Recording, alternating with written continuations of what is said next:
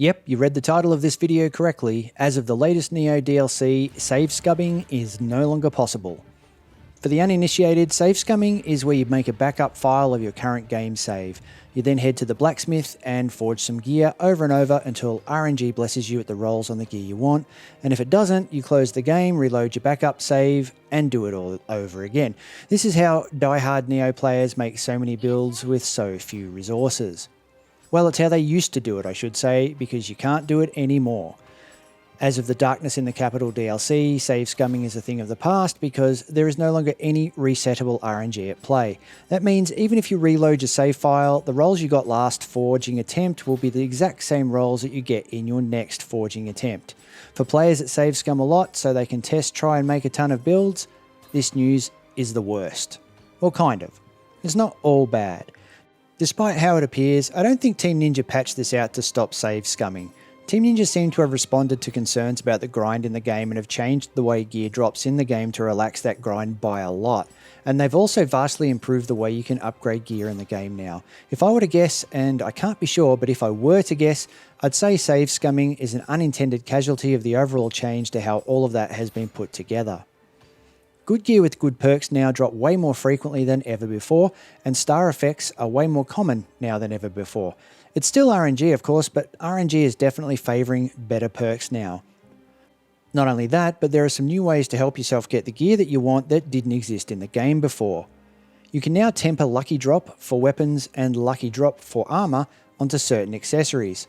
I've tempered them onto a single Magatama here. This is a great addition to the game. Lucky Drop slants RNG in favour of dropping the same gear you already have equipped.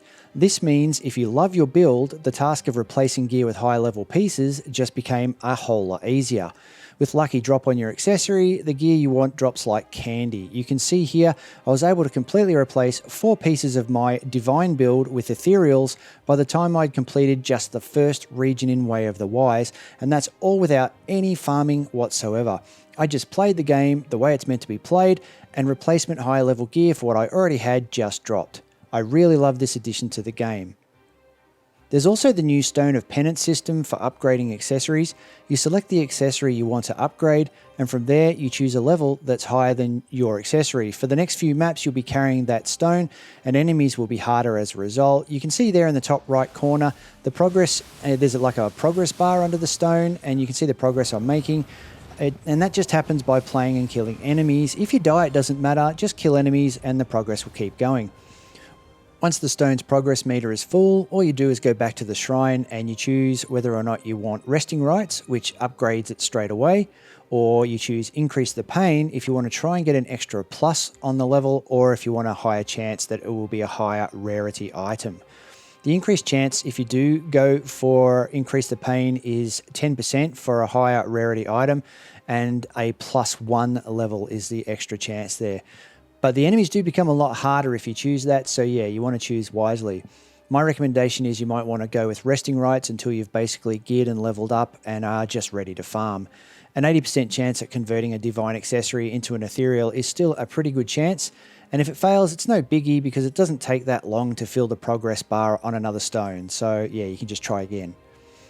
By the time I'd left the first region in Way of the Wise, both my accessories had gone from divine to ethereal, and that's not something that was ever easy to do, but it was really easy. I mean, the enemies were a bit harder, but it was not really that much of a difference to me. I just thought Way of the Wise was hard. So yeah, and I find that system to be really good. So while save scumming is out, getting better gear easier is in. The only drawback to all of this is it still costs a truckload of gold to soul match, meaning unless you've saved up, you're going to have to go gold farming crazy to keep up with the gear the game's now dropping you. Not a bad problem, I guess, but they could have relaxed the gold grind a little, I think. And it's still pretty hard to get the soul core you want with the perks you want. There's also no ethereal soul cores either in this DLC, or they're not introduced yet at least. And there's no new system to help you level up your soul cores easily, which is a bit of a bummer. I'd like to think that they will add something like that in a free update before the next DLC, but I'm thinking that probably won't happen. If I was a betting man, I'd bet soul cores will probably have some kind of new upgrade system included in the next DLC. So yeah, Soulcore Pain between now and then.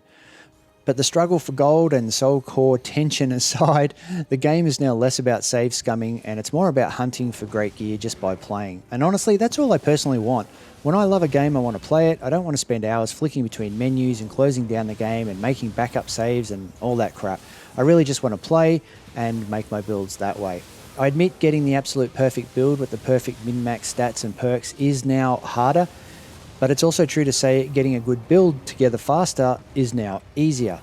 I'm betting most players would be happy with these changes since most players probably aren't in the Save Scum crowd.